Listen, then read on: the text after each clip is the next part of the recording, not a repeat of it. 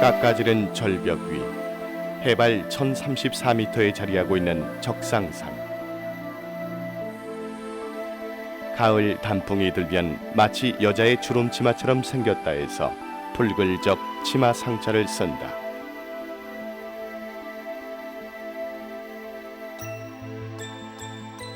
이곳 적상산에는 1910년까지 조선 왕조실록을 보관하던 사고와 왕실의 족보를 보관한 선원각이 있었다.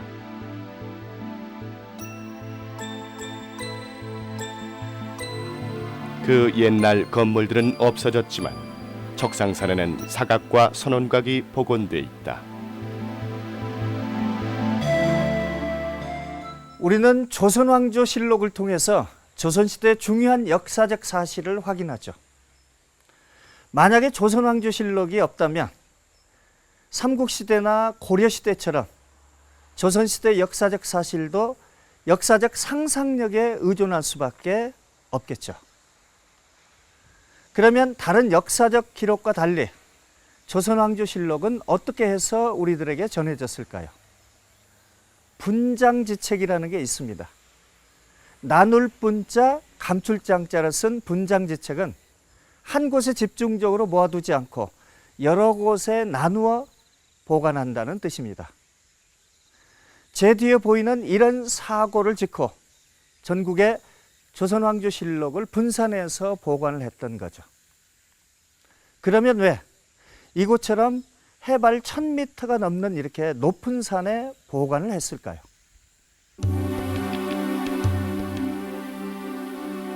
이렇게 사방이 높은 산으로 둘러싸인 첩첩산 중에 굳이 실록을 보관해야만 했던 이유는 무엇이었을까? 당시 실록을 편찬하면서 전쟁으로 훼손될 것을 우려해 서울 춘추관과 충주, 성주, 전주에 사고를 설치한다. 그리고 1592년 조선을 불바다로 만든 임진왜란은 조선 왕조실록마저 삼켜버렸다.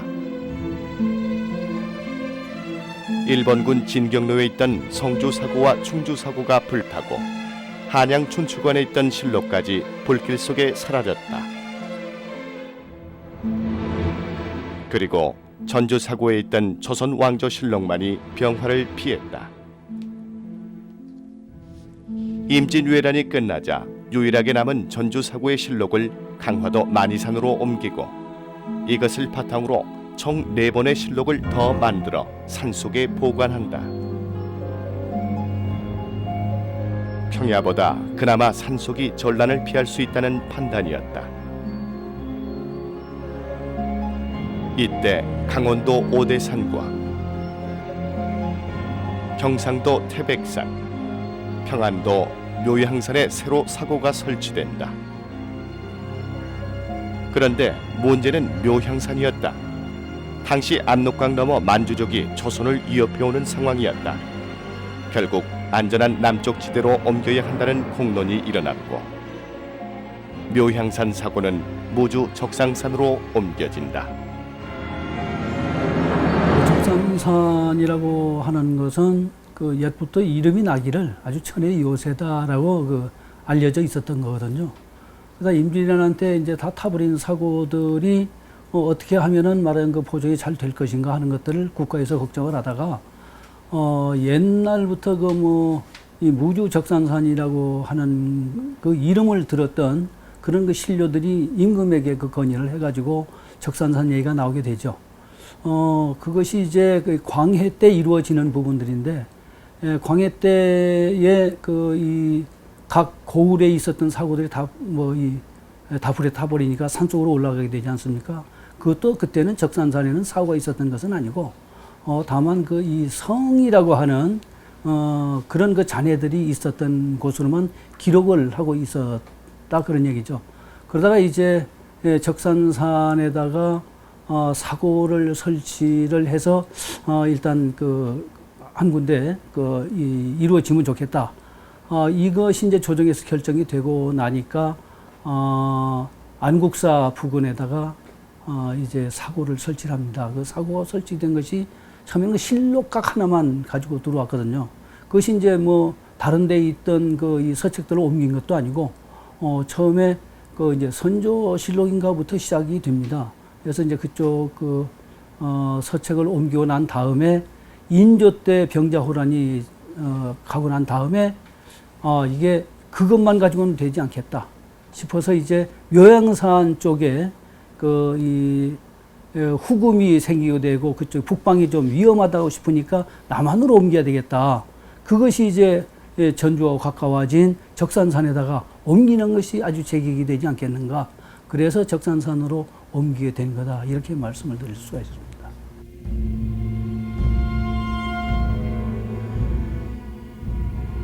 적상산의 지형은 산 허리까지는 가파른 절벽이지만 산 정상은 평탄한 본지가 형성돼 있다. 그래서 오래전부터 이곳 적상산에 산성을 쌓고 외부로부터의 침입을 막아왔다.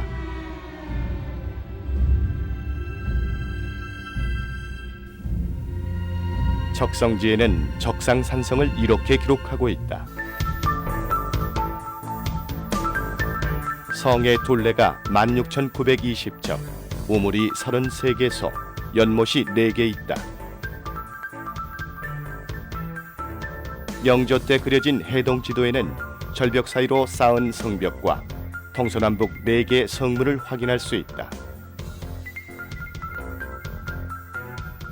적상산성 안에 조선 왕조실록을 보관할 사고가 설치되면서 작고 조용하던 고을 무주는 큰 변화를 겪게 된다.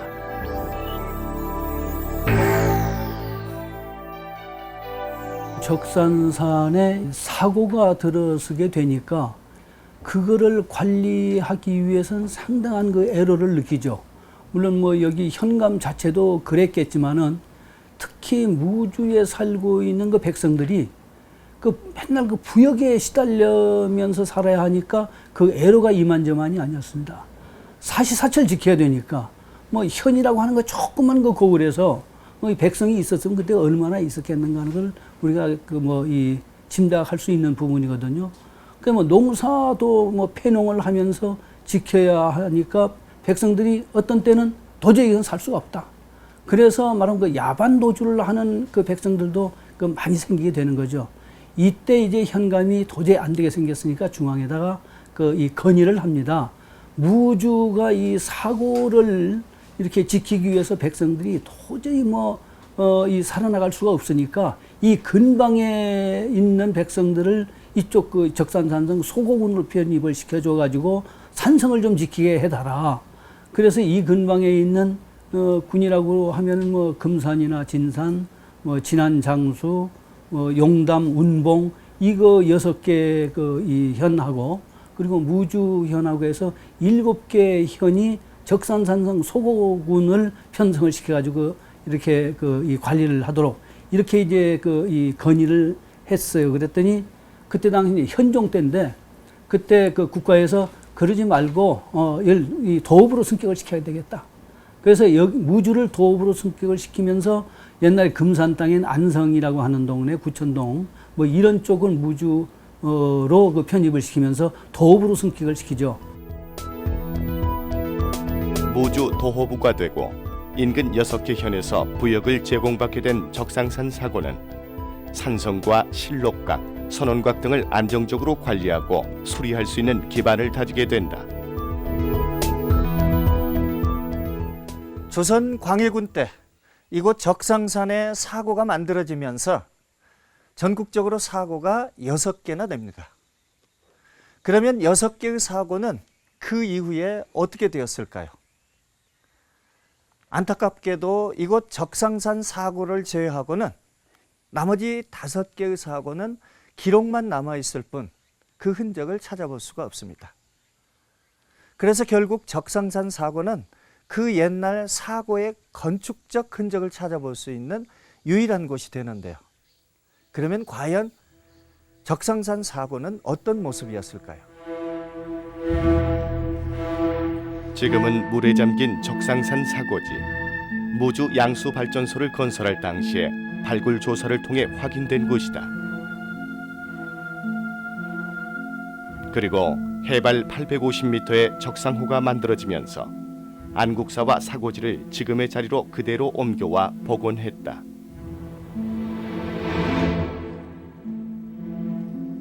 그런데 그 옛날 적상산 사고는 어느 정도의 규모였을까?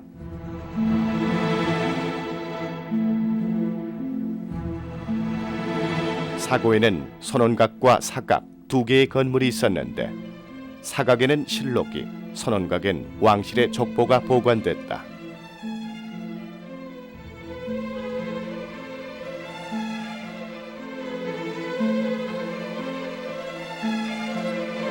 이 가운데 선원각 건물이 이곳 안국사에 남아있다.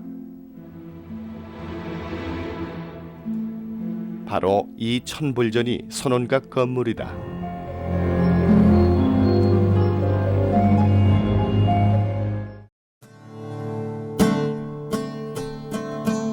그동안 사찰 건물로 사용된 천불전. 이곳이 선원각이란 근거는 무엇일까? 첫 번째는 그 예전에 그 무주 군지가 있는데요. 거기에 선원각 사진이 실려 있어요. 그 사진의 모습하고 현재 천불전 모습이 같다는 거고, 또 더불어서 무주 군지에 선원각을 옮겨서 천불전을 세웠다는 기록이 나옵니다. 그런 것이 하나고요. 두 번째로는 그 발전소를 건립하면서 이제 천불전을 또 한 번 현재 위치로 옮기게 되는데, 그때 이제 해체를 했단 말이죠. 그때 상량문이 3개가 나왔다고 그래요. 그 상량문 중에 하나가 선원각을 옮겨 천불전을 만들었다는 그런 기록이 있었다라고 지금 얘기가 되고 기록이 있는데, 이제 문제는 그 상량문은 지금 행방이 미원해서 확인할 길이 없고요. 그리고 세 번째로는 일제강점기 때 적산산 사고를 답사하신 분들, 이런 분들의 기록에 이제 선원각 예의가 천불전으로 옮겨진 그런 기록들이 나오고 그럽니다. 이런 것들을 종합해 본다면 외형은 약간 그 변화가 있고, 또 내부는 특히 불당으로 이렇게 개조했으니까 많이 변했겠죠. 그 본래의 모습을 상당 부분 상실했을 텐데, 그러나 아무튼 그 선원각이 지금 현재 천불전의 형태로 이렇게 보존되고 있다는 것은 거의 확실하다고 생각이 돼요. 그렇다면 천불전은 언제 지어졌을까? 원래 안국사가 있던 곳은 1992년 무주 양수발전소의 상부 저수지인 적상호가 만들어지면서 수몰됐다. 그래서 지금의 자리인 옛 호국사토로 이전하게 된다. 이때 천불전도 함께 옮겨오는데, 천불전은 1935년 건립할 당시에 사고의 선원각 건물을 그대로 옮겼을 것으로 추정된다. 그 근거가 되는 것이 바로 이 다듬주초이다. 조선시대는 억불 정책으로 절에서는 이런 다듬주초를 사용해 건물을 지을 수 없었다. 사각 건축에 사용된 양식이다. 그리고 2층 마루를 얻기 위한 창방 뺄목이 다른 누각 건물에 비해 유난히 튀어나와 있다.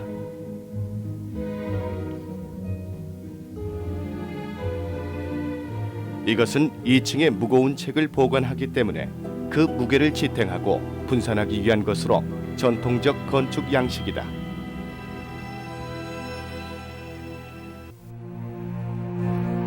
무엇보다 일제강점기에 찍은 선원각 사진이다.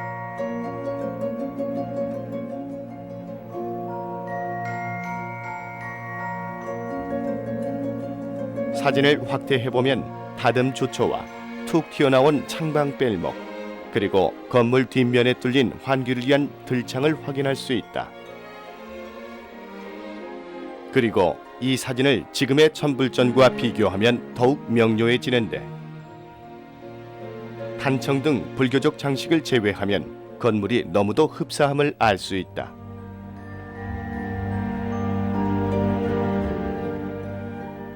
천불전 내부도 불교 건물로 개조됐지만 좌우가 1, 2층으로 구분돼 사고 건물의 흔적임을 알 수 있다.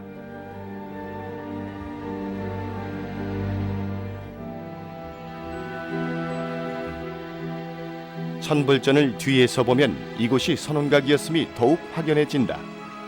2층 누각 건물로 비록 아래층엔 판벽이 세워졌지만 장소를 보관하던 건물임을 쉽게 알 수 있다.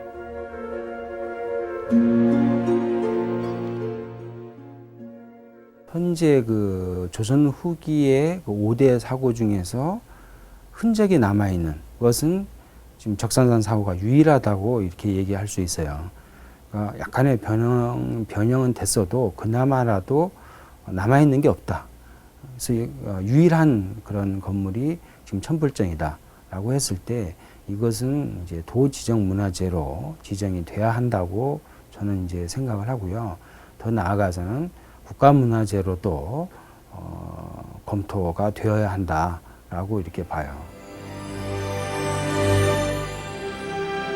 그런데 이곳 적상산 사고에 보관돼 있던 조선 왕조실록은 어디로 갔을까?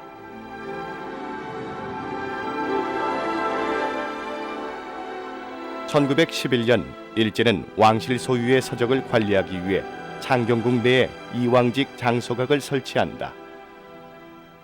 그리고 적상산 사고의 실록을 이곳으로 옮겨온다. 이왕직 장소각에 있던 무주 적상산 사고의 조선 왕조실록은 6.25 전쟁을 겪으면서 행방이 묘연해진다. 조선이 멸망한 후에 그 이왕직 도서관, 그러니까 지금 말한다면 장서각에 적산산 사고본이 소장되어 있었는데 이제 문제는 한국전쟁 때 행방이 묘연해졌던 거죠. 어디로 갔는지. 그 뒤에 이게 북한군에 의해서 북으로 갔다라고 이해가 됐었어요. 그렇게 되고 현재 와서는 그 소장처가 김일성 종합대학이다라고 이제 얘기를 하고 있습니다.